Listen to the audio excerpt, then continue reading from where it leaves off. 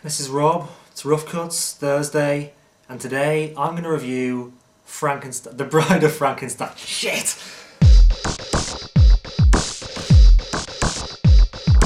So The Bride of Frankenstein is the sequel to the 1935 sequel to the original 1931 Frankenstein starring Boris Karloff. I was originally going to review the original Frankenstein, but I got to the video store, they didn't have the original, so I went ahead and bought the sequel. But it turns out a lot of reviewers think that the sequel is the better film, so you know, you don't need to know too much to get... They actually go through the kind of backstory at the beginning of this film, so you can just come straight into this and just not get lost. I mean, when I originally heard of The Bride of Frankenstein, I just thought it was some bullshit they made up to make a sequel. You know, we've made the male monster, now let's make the female one. I have actually read the book. I'd forgotten that in the book, the monster demands that Frankenstein, Dr. Frankenstein, makes him a female mate. So it is kind of based on the book. The acting in the film is almost universally brilliant. There are one or two crap characters. There's the kind of comic relief Frankenstein's housemaid who's a little bit shit. But Boris Karloff himself is brilliant. He talks in this film. He doesn't talk in the original Frankenstein. And Boris Karloff was actually against the monster talking in this sequel. But I mean, he's totally wrong. He's completely wrong. He's proved wrong by the fact that you can just really sympathise with the monster a whole lot because he learns to speak. My favourite performance in the film is Colin Clive, who plays Frankenstein, the Dr. Frankenstein, the guy who creates the monster. And he's just really got this overexcited, manic, kind of prototypical mad scientist thing going on. I just found out that only 2 years after he made The Bride of Frankenstein, he died but due to complications because of his alcoholism. And some people have commented that maybe his alcoholism is what really gave him that sort of manic quality, which I think is doing his kind of acting skills a disservice. The guy is a cracking actor. You know what I was surprised about watching this? I mean, I thought it would be quite tame because it's from 1935, but I was really surprised by how many murders there are. And like how many kind of unnecessary murders there are, if that makes sense. So right at the beginning of the film, in the first 5 minutes, the monster kills 2 people for kind of no reason. They're not really being antagonistic towards him. He just kills them, and yet, despite that fact, later on, we're able to sympathise with the monster and really feel for him. And I just think that's just a real sign of a masterful screenwriter and director, to be able to create this really monstrous character but make him someone that you also feel for. It's fantastic. But the real subversive part of this film is how it treats religion.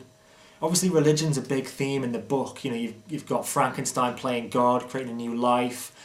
The monster is kind of equated with Adam, you know, being the first man, created in, you know, his creator's image. But what the film does is equate the monster not with Adam but with Jesus.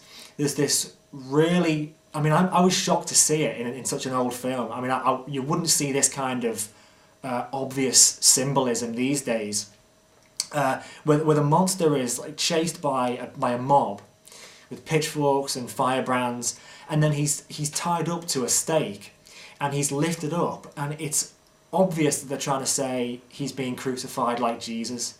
Later in the film, there's a bit where the monster is scrabbling over some graves in a cemetery, and in the background there's this big statue of Jesus on a crucifix.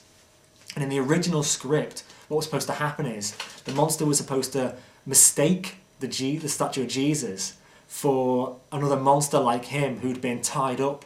So he was supposed to go up and like yank Jesus down off this crucifix. When the censors saw that in the script, they just totally yanked it out. The Frankenstein story is definitely one of an outsider. Some people say the reason why that was just executed so well was because both the director and the lead actor in the film saw themselves as outsiders too. James Whale, who was the director, was gay, which was obviously going to be tough for him in the 1930s. And Boris Karloff, I didn't know this, but I always thought that Boris Karloff was of Russian extraction, but it turns out he's English, and his real name was William Pratt, and he just changed it to Boris Karloff, partly because it sounded exotic, and also because he didn't want to embarrass his family back at home in England by putting their family name up in lights, when at a time when acting was kind of frowned upon as a job. But anyway, yeah, Boris Karloff felt he was an outsider because he grew up in England as someone who was of mixed race. I think one of his grandparents was Indian. So he had darker skin and found that a bit tough when he was growing up. And he sort of used that to create the character of the outsider, the character of the monster. Obviously, Karloff can't be given the full credit for creating the character of the monster. A lot of the credit goes to the makeup artist who created that iconic makeup, the big square head and the neck bolts and the shoulder pads that have become synonymous with the Frankenstein story. And this guy Jack Pierce was this makeup artist was a real bizarre character. A lot of accounts suggested he was just really tough to get along with. And part of that was because he was just so exacting in his makeup techniques. He would have people sit in that chair for about 8 hours while he built the makeup up.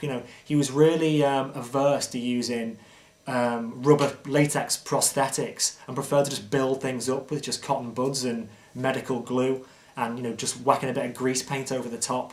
Elsa Lanchester, who plays Mary Shelley in this film and also the Bride of Frankenstein herself, said he was just this really bizarre character who used to turn up to work in like a white surgeon's smock, and he was kind of a real life Dr. Frankenstein. He felt like he was creating these monsters out of nothing and that he was some kind of surgeon, and he had this really great idea of painting the monster's face green, right, even though it's black and white, because the way the film stock worked was it made that green makeup appear white. It gave the monster more of a pallid look, right?